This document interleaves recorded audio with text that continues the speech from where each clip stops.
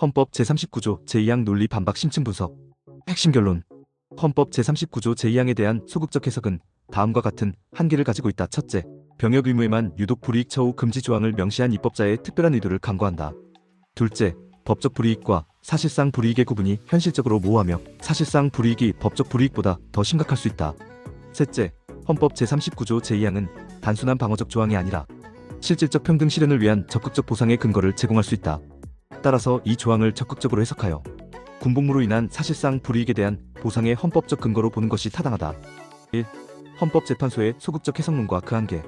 헌법재판소의 기존 해석. 헌법재판소는 1999년 군가 3점제 위원 결정에서 헌법 제39조 제2항을 다음과 같이 해석했다. 병역 의무 이행에 대한 보상 의무를 국가에 부과하는 것이 아니라 병역 의무 이행을 이유로 불이익한 처우를 하는 것을 금지하는 조항. 불이익한 처우는 단순한 사실상 경제상의 불이익을 포함하는 것이 아니라 법적 불이익을 의미. 군복무는 국민이 마땅히 해야 할 의무이지 특별한 희생이 아니므로 이에 대한 보상은 필요하지 않다. 소극적 해석론의 근본적 문제점. 1.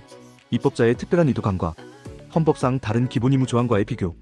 헌법은 교육의 의무 제31조 제2항, 근로의 의무 제32조 제2항, 환경보전의 의무 제35조, 납세의 의무 제38조 등 다양한 기본 의무를 규정하고 있다. 그러나 병역 의무에만 유독 불이익한 처우 금지 조항을 명시했다는 점은 입법자의 특별한 의도를 보여준다. 김선택 고려대 명예교수는 이에 대해 병역 의무에 대해서는 특별히 달리 취급하라는 헌법 제정자의 특별한 의지가 있었다고 추측할 수 있다고 지적했다. 1980년 신설 및 1987년 개정의 의미.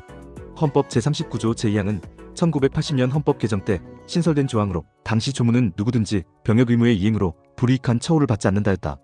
이후 1987년 개정에서 누구든지 병역 의무의 이행으로 인하여 불이익한 처우를 받지 않는다로 변경되었다. 김선택 교수는 이러한 개정의 취지를 병역 의무의 이행 그 자체로 인한 불이익이 아니라 병역 의무를 이행한 것이 원인이 되어받게 되는 불이익에 국한하려는 입법자의 의사를 명백히 하기 위한 변경이라고 설명했다. 2. 법적 불이익과 사실상 불이익 구분의 모호성. 구분의 현실적 어려움. 김엘림 한국방송통신대 명예교수는 법적인 불이익과 경제적, 사회적 불이익이 명확하게 구분되기 어렵다고 지적하면서 헌법재판소가 병역 의무 이행으로 인한 불이익 처우 금지 규정을 법적 불이익으로 제한한 해석은 논란의 소지가 크다고 평가했다. 사실상 불이익의 심각성. 2016년 기준으로 군복무로 인한 개인당 경제적 손실은 4,046만 원에 달하며 취업이 최소 15개월 지연되는 것으로 분석되었다.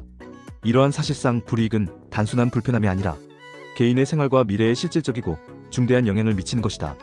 2. 적극적 해석론의 법적 근거. 헌법 제39조 제2항의 적극적 해석 가능성. 1. 사실상 불이익의 법적 의미. 사실상 불이익의 보상 필요성. 김규현 한국국방연구원 선임연구원은 국방의무에 대한 보상 문제는 헌법이 요구하는 평등성의 원칙에서 군복무자와 비복무자의 균형을 맞춘다는 측면에서 접근이 필요하다고 주장했다. 이혜정 고려대 법학연구원 전임연구원도 군복무자의 불이익이 뚜렷하게 나타나는 현실에서 보상의 책임은 국가가 져야 된다며 국가 차원의 보상 방안 마련을 주문했다. 헌법 제39조 제2항의 실질적 의미. 군가산점제 찬성론자들은 헌법 제39조 제2항은 가산점 제도가 군복무로 인하여 학업의 중단, 사회 진출의 지연, 경제활동의 중지 등으로 인한 사실상의 불이익을 보상하는 제도로 해석할 수 있다고 주장한다. 이는 법적 불이익만을 규제하는 것이 아니라 병역 의무 이행으로 인한 모든 형태의 불이익을 방지하라는 헌법의 명령으로 해석하는 것이다. 2. 국가의 적극적 보상 의무. 평등권 실현의 관점. 헌법 제11조 제1항은 모든 국민은 법 앞에 평등하다고 규정하고 있다. 군복무로 인한 사실상 불이익을 방치하는 것은 군복무자와 비복무자 간의 실질적 불평등을 초래한다. 국가의 기본권 보호 의무. 헌법 제10조는 국가는 개인이 가지는 불가침의 기본적 인권을 확인하고 이를 보장할 의무를 진다고 규정하고 있다. 이는 국가가 단순히 기본권을 침해하지 않을 소극적 의무뿐만 아니라 기본권을 적극적으로 보호할 의무를 진다는 것을 의미한다. 다른 헌법 조항과의 체계적 해석. 1. 헌법 제32조 제6항과의 연계. 헌법 제32조 제6항은 국가유공자 상위공경 및 전물공경의 유족은 법률이 정하는 바에 의하여 우선적으로 근로의 기회를 부여받는다고 규정하고 있다. 이는 국가가 군사적 희생에 대해 적극적으로 보상할 의무를 지고 있음을 보여준다. 2. 헌법 제23조 제3항과의 유추 적용. 헌법 제23조 제3항은 공공필요에 의한 재산권의 수용사용 또는 제한에 대하여는 법률로서 하되 정당한 보상을 지급하여야 한다고 규정하고 있다. 군복무는 개인의 시간과 기회라는 재산적 가치를 국가가 공공필요에 의해 수용하는 것으로 볼 수 있다. 따라서 재산권 수용에 대한 보상과 유사하게 군복무에 대한 보상이 필요하다는 논리가 성립한다. 3. 사실상 불이익의 구체적 내용과 보상 필요성. 군복무로 인한 실질적 불이익. 1.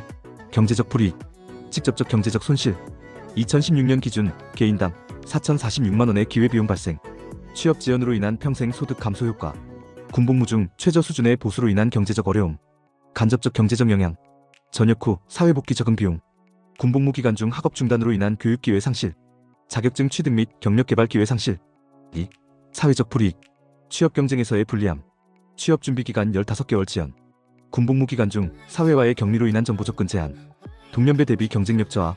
사회적 기회 박탈. 창업 및 사업 기회 상실. 사회 네트워크 구축 기회 제한. 개인적 성취 기회 지연. 현행 보상 체계의 한계. 1. 제한적 보상 범위.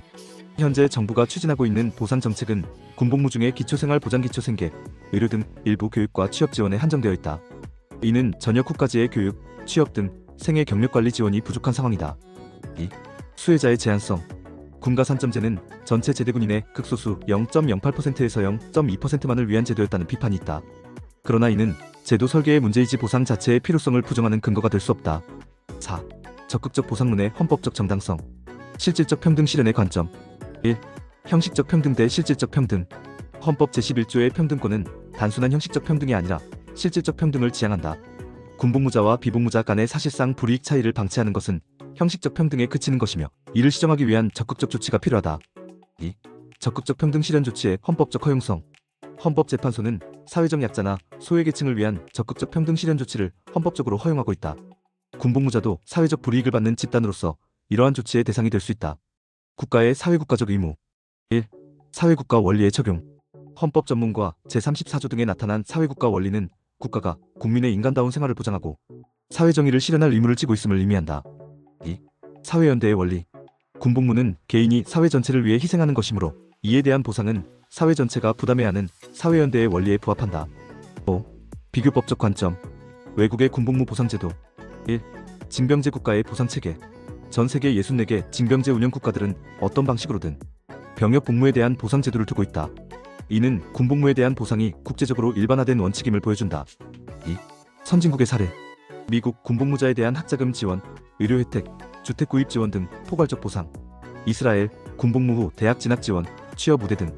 독일 군복무 대신 민간 복무 선택 가능, 각종 사회적 혜택. 한국의 특수성과 보상 필요성. 1. 분단 상황의 특수성.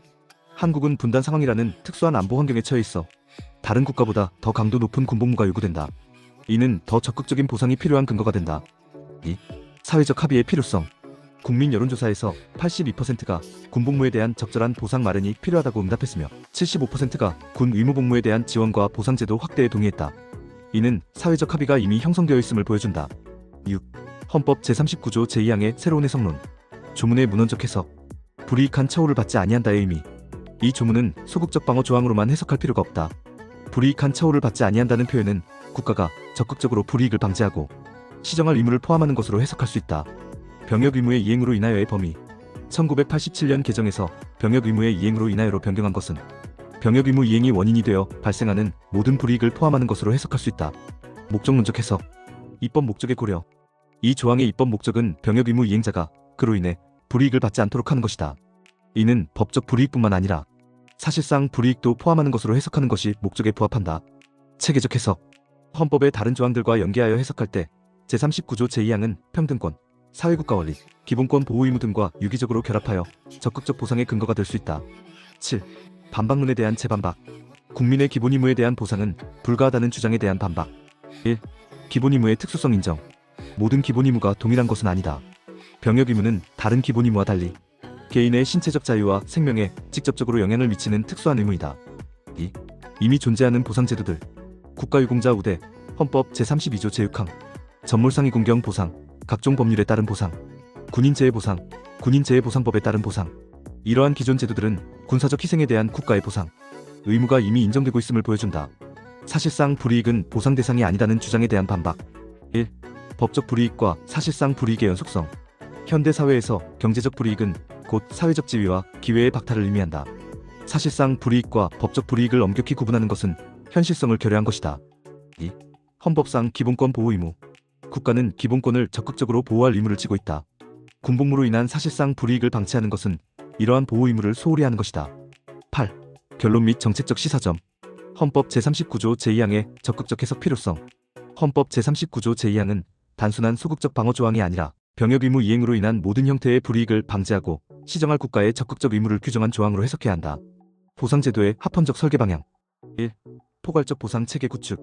전역지원금 등 경제적 보상. 교육 및 취업 바우처 제도. 사회복지 혜택 확대. 2. 사회적 합의에 기반한 제도 설계. 국민적 공감대 형성. 여성과 장애인 등의 우려 해소. 균형 있는 정책 추진. 장기적 과제. 1.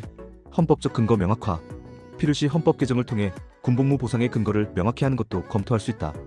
2. 사회통합적 접근. 군복무 보상 문제를 성별 갈등이 아닌 사회 전체의 공정성 실현 차원에서 접근해야 한다. 최종적으로 헌법 제39조 제2항을 단순히 병역 의무로 인한 불이익을 금지할 뿐 적극적 보상 근거가 아니다라고 해석하는 것은 조문의 특수성, 입법 목적, 현실적 필요성 등을 종합적으로 고려할 때 지나치게 제한적인 해석이다. 이 조항은 군복무로 인한 사실상 불이익에 대한 적극적 보상의 헌법적 근거가 될 수 있으며 이를 통해 실질적 평등 실현과 사회정의 구현에 기여할 수 있다. 당신의 생각을 댓글로 남겨주세요.